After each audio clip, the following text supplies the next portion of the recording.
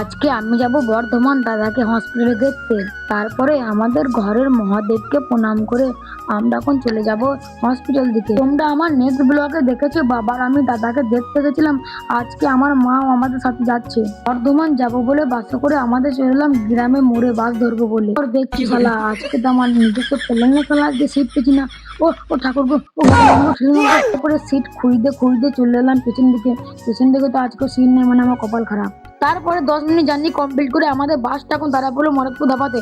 আর এখানে প্যাসেঞ্জাররা খাওয়া দাওয়া করবে। তারপরে ঘুমে ঘুমে ঢুলে ঢুলে ধাক্কা খেয়ে খেয়ে ফাইনালি 1 ঘন্টা জার্নি কমপ্লিট করে পৌঁছে গেলাম বর্ধমান। তারপরে বর্ধমানে এসে সকালবেলা একটু চা ফা কিছু খাইনি বলে এই মাসির দোকান থেকে 1 কাপ চা নিয়ে এলাম মাটির ভাড়ের কাপে। তারপরে বর্ধমান স্টেশন থেকে একটা টোটো করে আমরা এখন চলে যাচ্ছি বর্ধমান হাসপাতাল। ফাইনালি আমরা বর্ধমান হাসপাতালের কাছে পৌঁছে গেছি।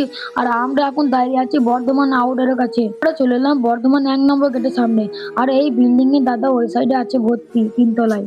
তারপরে আমাদেরকে নিয়ে এখনো 1 ঘন্টা বসতে হবে, 11টা ছাড়া গেট খোলে না। তারপরে 1 ঘন্টা ওয়েট করা কমপ্লিট করে তারপরে চললাম হাসপাতাল ভেতর। তারপরে দেখছি দাদা এখন বেডে শুয়ে আছে। তারা থেকে একটা আইসক্রিম কিনে তারপরে দেখছি মা নিজের হাতে দাদাকে আইসক্রিমটা খাইয়ে দিচ্ছে। তারপরে 1 ঘন্টা থাকার পর দাদার কাছে সিকিউরিটি গার্ড আমাদের কিনে বার করে দিচ্ছে। তারপরে বললো ভেতর তোমাদের কিনে আর অ্যালাউ নেই।